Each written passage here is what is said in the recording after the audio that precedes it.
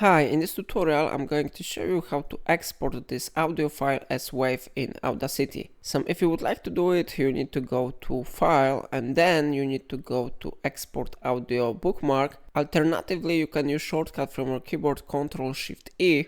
So I click here. Now we need to go to Export to Computer Settings, so I click on this one button. And now you need to type here a file name. So for example, I type here new track. Then you need to select the folder where you want to export your file, and now you need to select a correct format.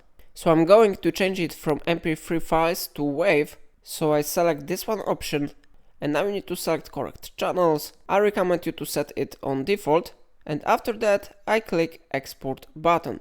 Your audio file should be successfully exported with WAV format, and you can easily find this file in selected folder.